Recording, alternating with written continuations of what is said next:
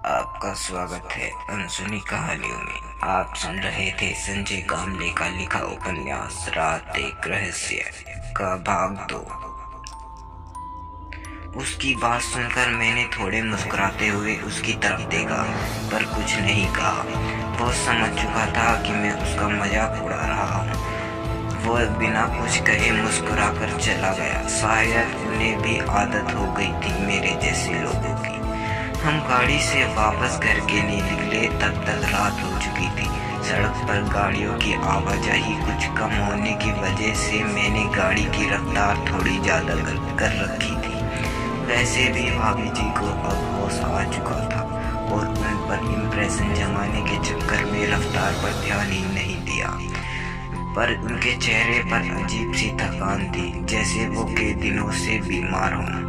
गाड़ी की खिड़की से बाहर नजर डालते हुए वे बोली, हम कहाँ जा रहे हैं? भाभी जी की बात सुनकर मैं थोड़ा हैरान रह गया। मेरे दोस्त ने उनके सर पर हाथ रखते हुए कहा, कुछ नहीं, हम मंदिर गए थे तुम्हारी लंबी उम्र की दुआ करने। अब कैसा लग रहा है? शरीर बहुत दुख रहा है और बहुत थकान हो रही है, मैं सो जाती हूँ।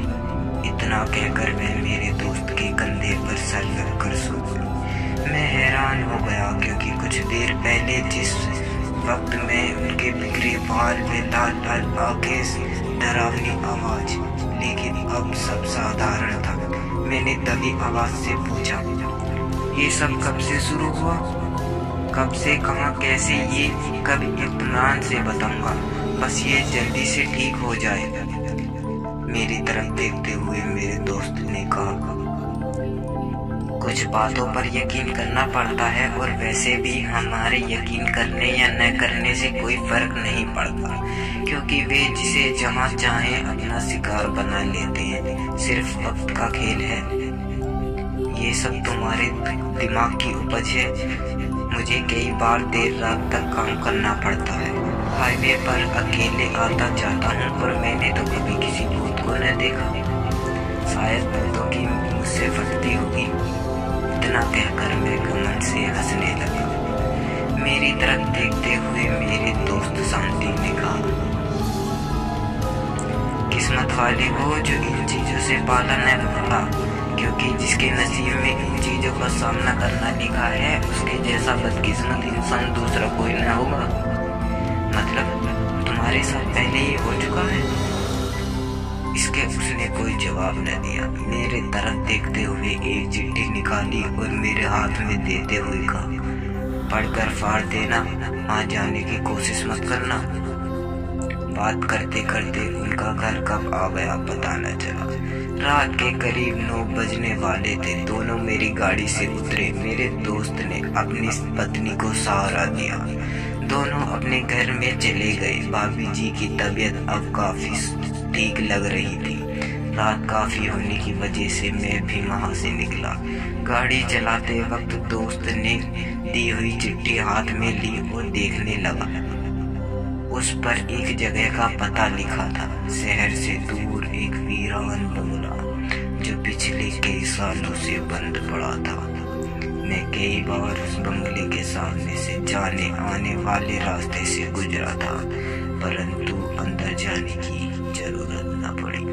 कुछ ही देर में मैं अपने घर पहुंचा। खाना खाकर बिस्तर पर लेटा ही था कि मेरे दोस्त का फोन आया। मैंने जो चिट्ठी दी थी वह पढ़ ली? हाँ, वो जगह तो मैं जानता हूँ, मुझे पता था। हमारे शहर का हर आदमी उस जगह को जानता है, लेकिन कोई ही लोग हैं जो उस जगह को पहचानते हैं। जानते हैं, पहचानते हैं? ये क्या बात कर रहे हो तुम? तुम उस जगह से गुजरने वाली सड़क से आते जाते हो, इसलिए उस जगह को जानते हो, पर उस जगह के बारे में कुछ नहीं जानते। तुम्हें क्या जानकारी जुटा ली है? लगता है तुम्हें इंसानों से ज्यादा भूतों से लगाव है। इतना कहकर मैं मुस्कुराने लगा। लगता है दरवाजे की दूसरी तरफ से कुछ आवाज ही आ रही है। आवाज सचमुच आ रही है। यह मेरा सिर्फ वहम है, क्योंकि मैं पिछले 1 घंटे से लगातार उसी के बारे में सोच रहा हूँ। रहकर सब कुछ याद आ जाता है। वैसे इस खौफनाक परिस्थिति में भी एक बात जरूर मेरे दिमाग को सुकून दे रही है। विनीत की पत्नी बड़ी खूबसूरत है। मैं तो एक बार देखते ही दीवाना सा हो गया था। मेरी खौफ भरी निगाहें अभी अभी उस दरवाजे पर टिकी हुई हैं। पता नहीं वह डरावनी आहट कब सुनाई दी। मुझे तब तक यही इंसान की तरह बेजुबान लाश की तरह पड़ा रहना होगा जब तक सूरज नहीं निकलता। इसके बाद मैं इस जगह से इतनी दूर चला जाऊंगा कि दोबारा यहाँ दिखूंगा भी नहीं। पूरा बदन पसीने पसीने हो चुका है, गला भी पूरी तरह से सूख गया है। पानी की बोतल कहाँ पर रखी है नजर तो नहीं आ रही, पर अगर मैं पानी पीने के लिए उठा तो उसी वक्त वो पिशाच आ जाएगा और मेरे जिस्म के चिथड़े। अभी आप सुन रहे थे संजय कामले का लिखा उपन्यास रात एक रहस्य। इसका अगला भाग सुनने के लिए चैनल को सब्सक्राइब करें।